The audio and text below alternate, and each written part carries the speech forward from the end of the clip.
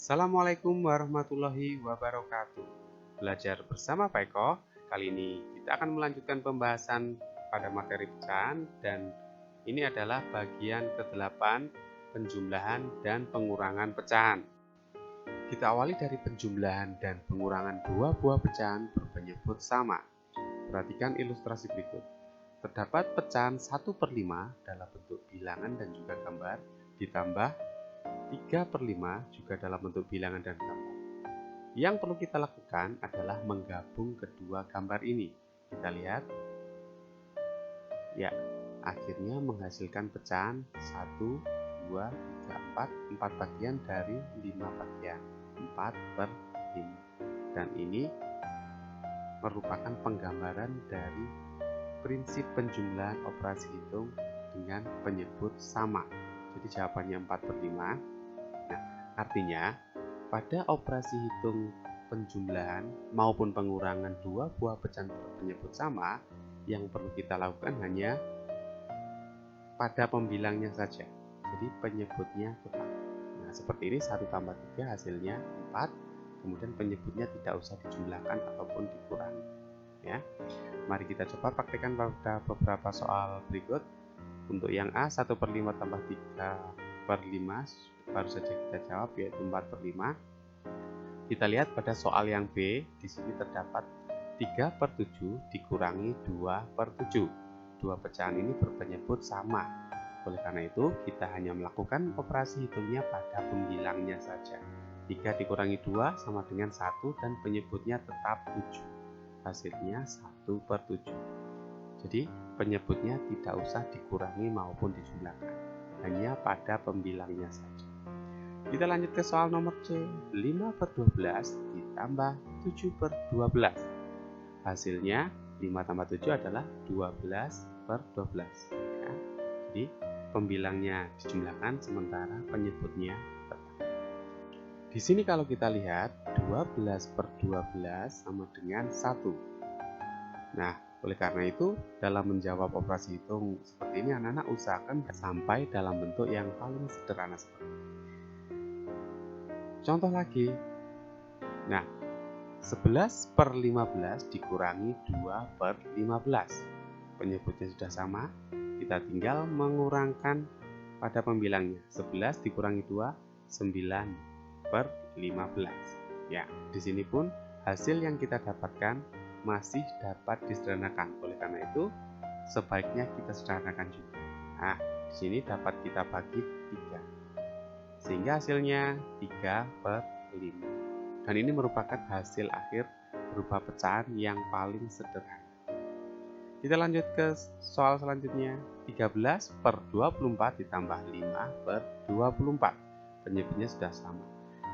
13 ditambah 5 sama dengan 18/24. Oke. Nah, ini pun dapat disederhanakan.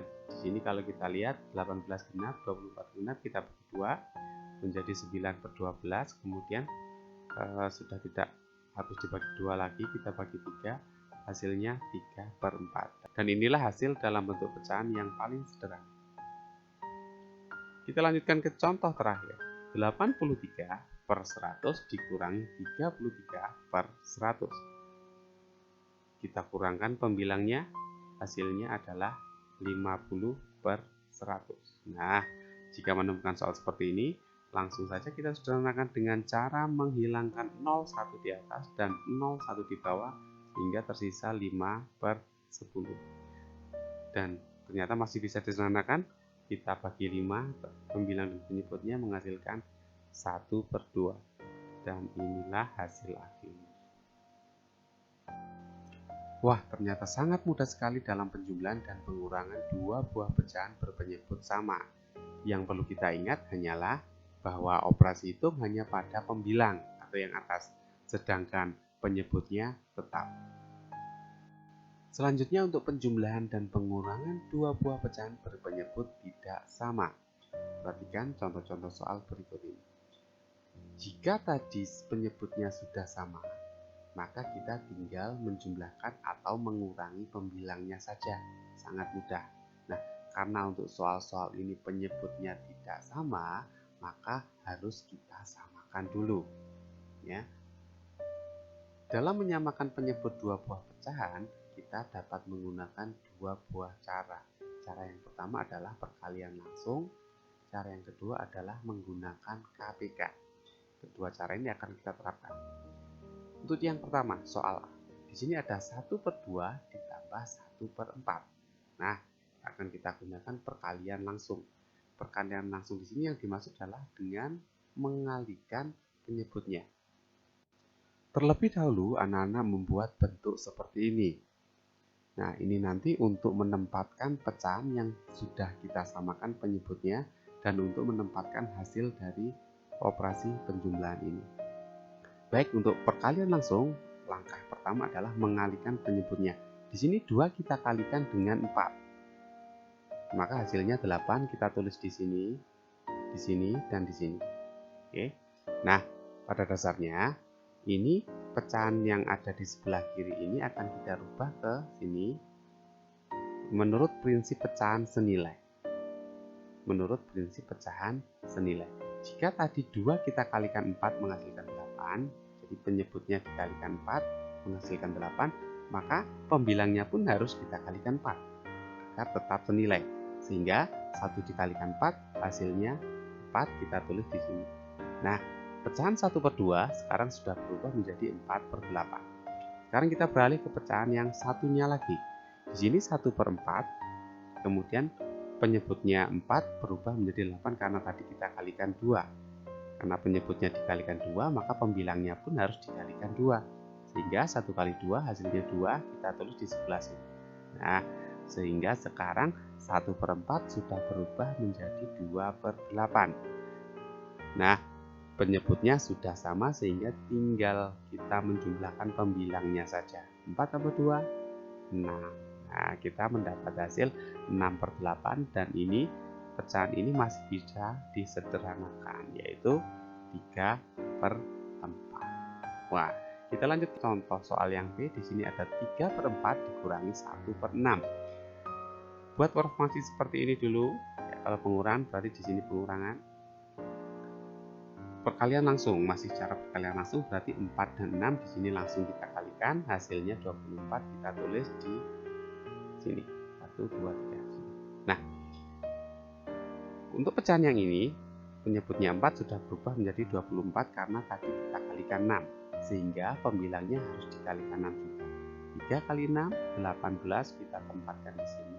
Sehingga pecahan 3/4 sudah berubah menjadi 18/24. Selanjutnya untuk pecahan 1/6. 6-nya sudah berubah menjadi 24 penyebutnya. Karena tadi kita kalikan 4. Oleh karena itu pembilangnya juga kita kalikan 4. 1 kali 4 hasilnya 4 kita tulis di sebelah sini. Nah, sehingga ketemu 18/24 dikurangi 4/24. Kita tinggal mengurangkan pembilangnya saja. 18 dikurangi 4 sama dengan 14. Disederhanakan menjadi 7/12. Soal yang C. Kali ini kita akan menggunakan KPK untuk menyamakan penyebutnya. Langkah pertama seperti biasa buat dulu formasi seperti ini. Penyebut yang akan kita samakan yaitu 12 dan 18, kita cari KPK-nya. Nah, anak-anak pasti masih ingat cara mencari KPK antara dua bilangan. Nah, di sini 12 dan 8, yang pertama kita gunakan cara kelipatan atau daftar kelipatan. Di sini kita menemukan KPK-nya 24. Atau anak-anak boleh menggunakan cara faktorisasi prima ataupun dengan cara terasi ring atau skedan. Sama, KPK-nya adalah 24. Nah, 24 ini kita tuliskan di sini. Ya. Nah, sama seperti yang atas tadi. 12 sekarang sudah menjadi 24. Nah, jadi kenapa 12 bisa menjadi 24? Faktor apakah yang menyebabkannya? Di sini dapat kita ketahui dengan cara kita bagi 24-nya dengan 12 bagi 2. Artinya 12 tadi bisa berubah menjadi 24 karena dikalikan 2. Sehingga pembilangnya kita kalikan 2 juga. 5 kali 2 hasilnya 10, kita tempatkan di sini. Ini merupakan bentuk pecahan yang senilai dari 5/12. Selanjutnya untuk yang 3/8. 8 di sini sudah berubah menjadi 24. Berarti faktornya adalah kali 3 atau 24 bagi 8 hasilnya 3. 8 kali 3 sama dengan 24, maka pembilangnya kita kalikan 3 juga. 3 kali 3, 9, kita tulis di sini, sehingga 10 tambah 9 sama dengan 19/24. Dan ini merupakan pecahan yang paling sederhana, tidak dapat kita sederhanakan lagi. Kita lanjut ke contoh D. Kita gunakan KPK juga untuk menyamakan penyebutnya. Langkah pertama adalah mencari KPK antara 9 dan 6. Anak-anak boleh menggunakan di antara ketiga cara ini untuk menentukan KPK-nya. 9 dan 6, KPK-nya kalau kita hitung akan ketemu 18. 18-nya kita tulis di sini. Nah, kemudian kita tinggal menentukan pembilangnya. 9 menjadi 18. Berarti dikali 2. Atau untuk mengetahuinya dapat juga dengan pembagian 18 dibagi 9, 2. Maka 9 kali 2, 18. Karena penyebutnya kalikan 2, sehingga pembilangnya juga harus dikalikan 2. 8 kali 2, 16, tulis di sini. Ya. Kemudian untuk pecahan yang satunya lagi, di sini 5/6, 6-nya menjadi 18, berarti dikalikan 3. Maka 5-nya dikalikan 3 juga. Ya, menjadi 15. 5-nya dikalikan 3 juga menjadi 15. Nah, di sini tinggal mengurangkan 16 dikurangi 15, hasilnya 1/18. Nah, anak-anak, ternyata sangat mudah sekali dalam penjumlahan dan pengurangan dua pecahan, baik yang berpenyebut sama maupun yang berpenyebut tidak sama. Saya yakin anak-anak dapat memahaminya dengan mudah.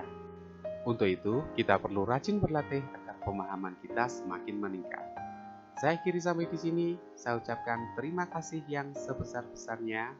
Semoga sehat selalu dan tetap semangat belajar. Wassalamualaikum warahmatullahi wabarakatuh.